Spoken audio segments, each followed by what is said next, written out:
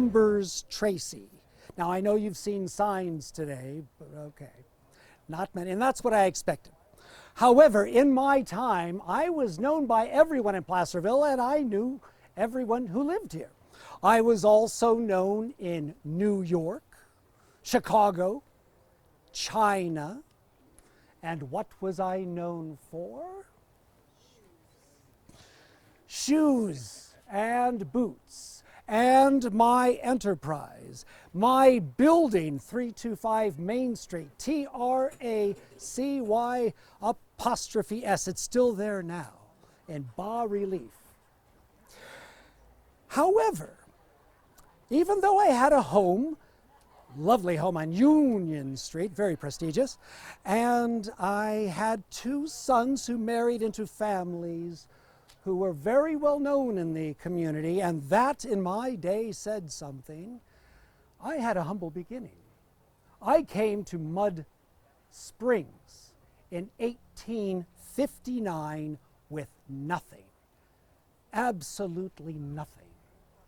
Have I piqued your interest? Oh, yes. Okay, shall I continue?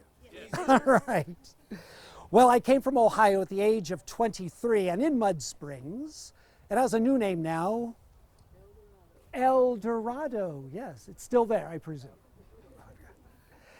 I stumbled into a man who needed an assistant and came upon a trade that really used my natural talents.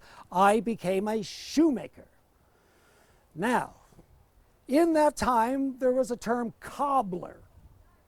A cobbler was a person who cobbled things together with very little skill, could repair shoes, but not raise them up from singular materials to adorn your feet. I was a shoemaker who, in that first year, cobbled many pairs of shoes. They were awful, but I learned from each pair I made, and within a year and a half, believe it or not, I had enough skill to go to Placerville to open up my own store.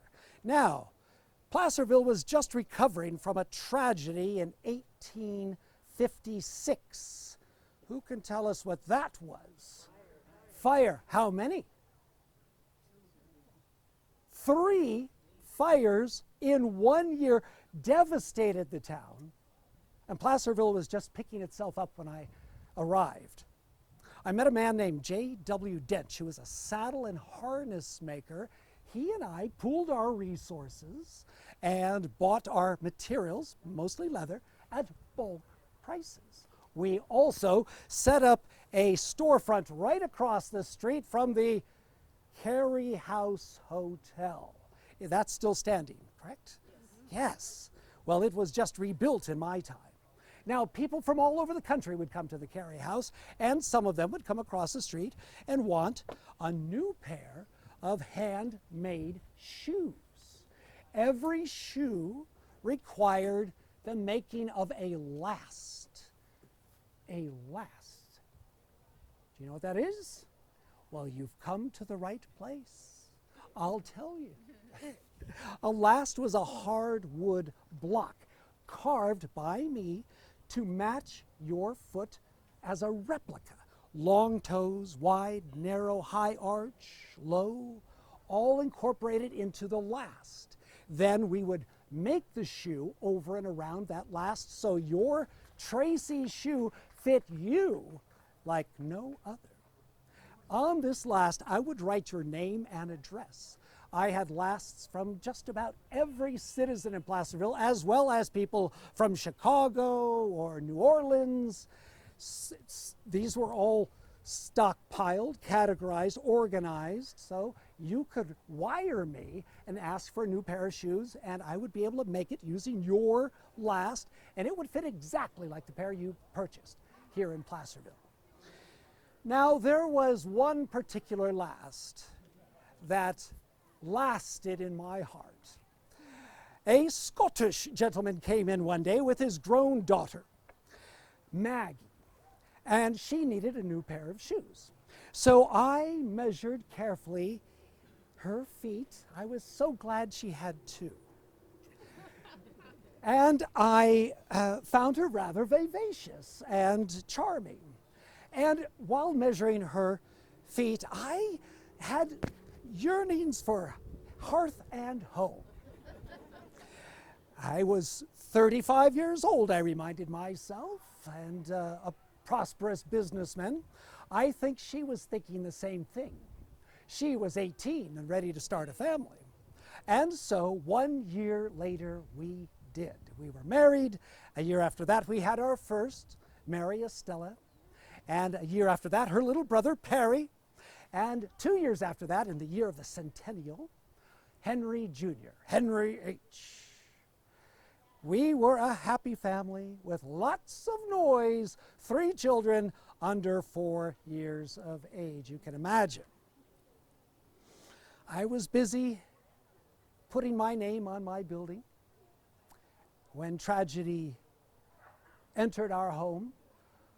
Our Mary Elizabeth left us in her 4th year. And it took the wind out of the sails in our boat. It was particularly difficult for my son Perry. He was 3. He lost his childhood friend and big sister.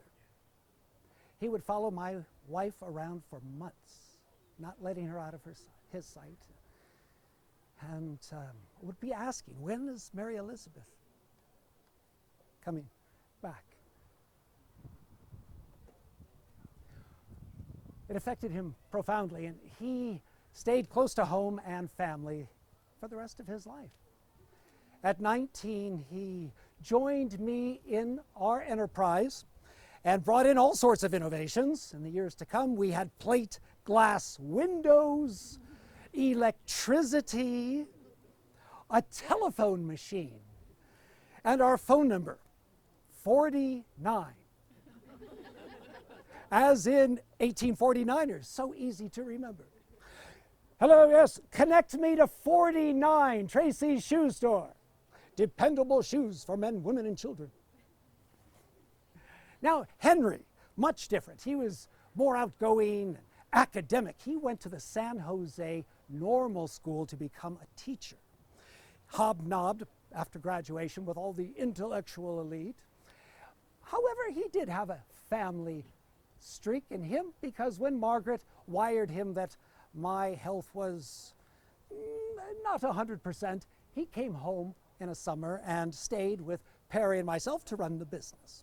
He insisted I go to San Francisco for medical treatment, but I was building that home on Union Street, and I wanted to finish it. I was in some pain, but I soldiered on, and in November I was able to finish the home, a proper home for a proper family. And then I went to San Francisco. I never returned. I left this world in a hired room at the Windsor Hotel. Perry and Margaret were with me, and I'm so glad he was there to help Margaret return home. Well, there's my life. Do you have any interest in hearing of my legacy? Yes? Yes? I'll continue. The boys kept the store running for 48 more years. Henry stayed. They took good care of my Margaret. She lived in the Union Street house until she was 82 years old. Now, the boys were not shoemakers. They were shoe salesmen. Factory-made shoes.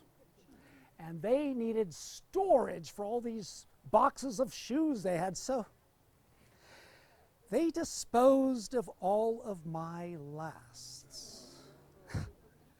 Oh, the history. How many of you would love to have had or seen your granddaddy's or grandmama's wooden replica with their, compare it to your own or your children's, with their name and address on it? No sense of history.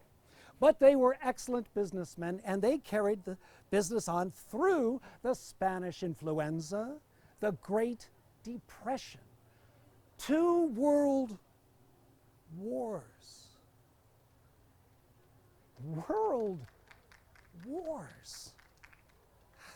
Imagine. After the Second World War, my sons both passed away within 15 months of each other. They were in their 70s. Each of them had married. Perry married Stella Rolston from the Comstock silver mine family. And Henry, later in life, married Bertha Crawford. Ever hear of the Crawford Ditch? Brought water to San Francisco. Very important. Yes, well, those two ladies had their own means and did not need a shoe shop. So they sold the business and the building and the store to a Morris family. They kept it running until 1957. 1957. Remember, I came to Mud Springs in 1859. My enterprise continued for almost 100 years. That's something. But what else was there? No grandchildren, no store. The house on Union Street is now known as Highway 50. Took out all the homes in the 1950s. Quite a fiasco, I understand. So that leaves as my legacy 6 letters. Tracy''S. And you can see them today if you go to an eatery. Heyday Cafe. Leave the store, step out to the street, look back up, and above their sign you'll see my name. And that's really all that's left of me. Now, a lady in one of the previous gatherings said to me afterwards, "Mr. Tracy, I think your legacy is more than a name on a building. You provided for your wife until she was 82 years old. And your sons had opportunities for education, keep their own business running. I would say, Mr. Tracy," she said, "you were a family man." Hadn't thought of that. Maybe that's why I was called back here today, to meet her. And I would like your thoughts as well. Well, that is all I have to say about my legacy and my family, but I would like to hear about yours. Thank you for being with me today. What an honor.